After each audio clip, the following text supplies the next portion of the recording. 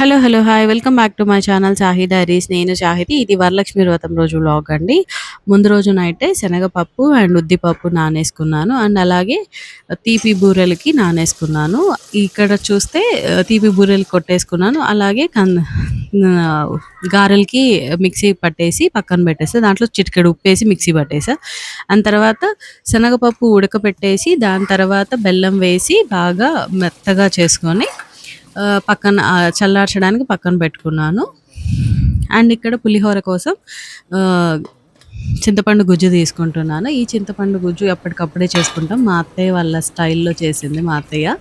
నేను, అత్తయ్య ఇద్దరం కలిసి ఉంటాం కాబట్టి మా అత్తయ్య వంట అందులో చేసేసింది ఆ రోజు. అండ్ దాంట్లో కొద్దిగా ఉప్పేసేసుకొని దాన్ని ఉడకపెట్టడానికి పెట్టేసింది స్టవ్ మీద. అండ్ దాని పక్కన తీపి పొంగల్‌కి పెట్టేశారు. అండ్ నెక్స్ట్ ఇక్కడ పచ్చిమిరపకాయి మధ్యలోకి చీల్చేసి దాంట్లో ఉడకబెట్టేసాము. బాగా గుజ్జులాగా తయారైన తర్వాత పులిహోరలో కలిపేసేది. ఇక్కడ అన్నము చల్లార్చడానికని పక్కకు తీసేసాము. అండ్ దద్దోజనాన్ని కూడా పక్కన తీసి పెట్టేసింది అత్తయ్య. అండ్ నేను సింపుల్‌గా డెకర్ చేసుకుందాం అనేసి ఇలా ట్రై చేశాను. అది కూడా మనము శారీ జారకుండా ఉంటుంది కదా! అలాంటి స్టిక్కర్ వేసేసుకొని పెట్టుకున్నాను. దీనికి ఇలా ట్రై చేసి దీనికి కాయిన్స్ అతికిచ్చాను. చాలా వచ్చింది. ఎంత బ్యూటిఫుల్‌గా అనిపించిందంటే యాక్చువల్‌గా ఈ ఐడియా నేను ఎక్కడి నుంచి తీసుకున్నాను అంటే పింట్రెస్ట్ నుంచి తీసుకున్నాను. పింట్రెస్ట్ ఎందుకో స్క్రోల్ చేస్తుంటే సరే బాగుంది కదా! అప్పటికప్పుడే ట్రై చేద్దాము. అస్సలు ఇదైతే ప్లాన్ కాదు. ఎందుకంటే మా ఇంట్లో మేము కలశం పెట్టుకోము మా అత్తయ్య వాళ్ళ ఇంట్లో. అందుకోసమే మేము ఇలా ట్రై చేసాము. విగ్రహం ఉంది. విగ్రహాన్ని అక్కడ పెట్టేయచ్చులే అనేసి అందుకు తీసుకున్నా. అందుకు ఈ సింపుల్ డెకరేషన్ చేశాను. అండ్ ఇక్కడ చిన్న డిస్టర్బెన్స్ వస్తుంది. మా పిల్లలు ఇద్దరు కొట్టుకుంటున్నారు. అండ్ ఆ రోజు మార్నింగ్ అన్నీ చల్లార్చడానికి పెట్టేసిన తర్వాత ఒక ప్లేట్‌లో బియ్యం తీసుకున్నా. దాని తర్వాత అండ్ అలాగే ఒక చెంబులో కూడా బియ్యం తీసుకొని ఇలా అన్నీ అయితే కాయిన్స్ ఊడిపోతున్నాయి. But it stayed well. చాలా బాగా అనిపించింది. నైస్ ట్రై అనుకున్నా నేను కూడా. అండ్ అలాగే దానిపైన ఇలా పెట్టేసి ఈ కప్‌ని ఆ తర్వాత ప్లేట్ పెట్టేసాను. ఆ ప్లేట్ కూడా చాలా బాగా సెట్ అయింది దానికి. ఇంకా ఆ ప్లేట్ పైన లక్ష్మీదేవి అమ్మవారిని కూర్చోపెట్టాను. చాలా అంటే చాలా బాగుంది. ఊరికే కూర్చోపెడితే అంత బాగా అనిపియలేదు. అందుకోసమే నేను కొన్ని పూలు వేసి దానికి మధ్యలో హోల్ పెట్టేసి పూలకి మధ్యలో గారెల్లాగా అక్కడ మధ్యలో కూర్చోపెట్టేసాను అమ్మవారిని. చాలా బాగుంది. సింపుల్‌గా సూపర్‌గా ఉంది. ఈ అమ్మవారిని అక్కడ కూర్చోపెట్టేసాను. చూసాను. దాని తర్వాత కింద ప్లేట్ అంతా కూడా సింపుల్‌గా డెకరేట్ చేసుకున్నాను.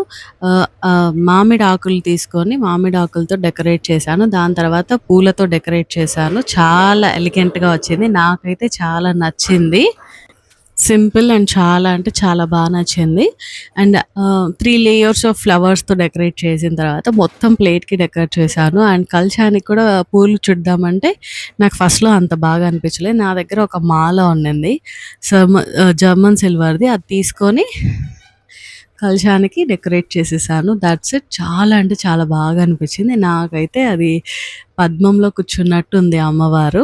నిజంగానే చాలా బాగా అనిపించేసింది అమ్మవారు అలా చూసేసరికి. మీన్‌వైల్ నా ఛానల్‌ని సబ్స్క్రైబ్ చేసి లైక్ చేయండి. మీ సపోర్ట్ నాకు చాలా important. That's it.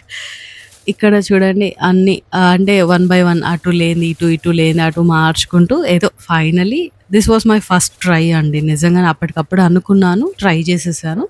That simply సూపర్బ్‌గా వచ్చేసింది. మోరోవర్ వరలక్ష్మి వ్రతానికి చేయాలి అనేసి చేశాను. ఇదేంది మాల చెప్పింది. చాలా అంటే చాలా బాగుంది అక్కడ కలశానికి కూడా అలా చుట్టేసరికి. అమ్మవారికి బొట్టు పెట్టేసి ఫైనల్‌గా ఇంకా కూర్చోపెట్టేసాను. ఇంకా కదిలించలేదు తర్వాత అమ్మవారిని. That's it. సింపుల్‌గా బాగుంది కదా! ఆ తర్వాత వంట అన్నీ అంటే అమ్మవారి దగ్గర పెట్టాల్సిన అన్నీ పెట్టేసా. పండ్లు పెట్టా, ఆమెకి చీర పెట్టాను, డబ్బు పెట్టేసా. అండ్ మోరోవర్ తాంబూలం ఇవ్వడానికి కూడా వాళ్ళ తాంబూలం పెట్టేసి గాజులు అన్నీ సెట్ చేసేసాను.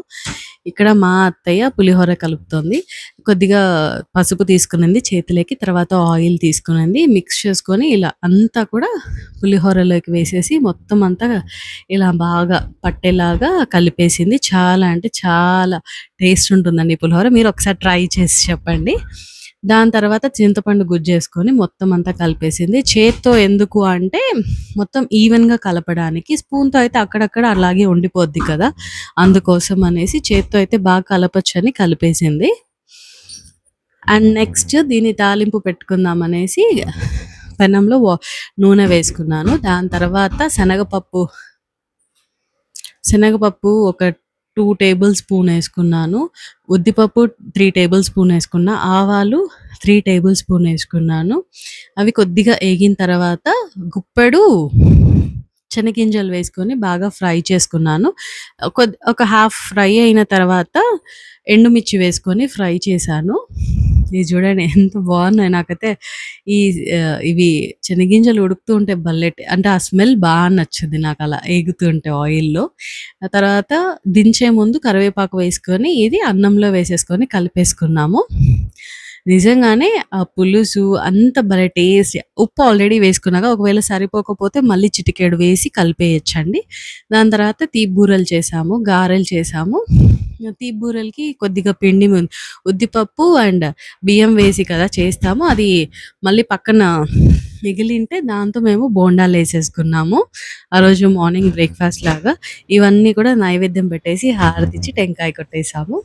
ఇది మా వరలక్ష్మి వ్రతం అండి. చాలా అంటే చాలా సింపుల్‌గా చాలా జరిగింది. అండ్ త్వరగా కూడా అయిపోయింది ఆ రోజు.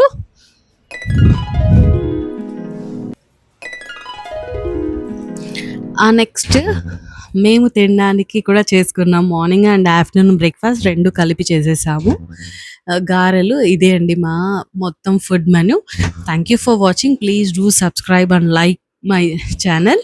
నిజంగా మీ మోటివేషన్ నాకు చాలా ఇంపార్టెంట్. మీ లైక్ కూడా నాకు పెద్ద motivation. Thank you so much.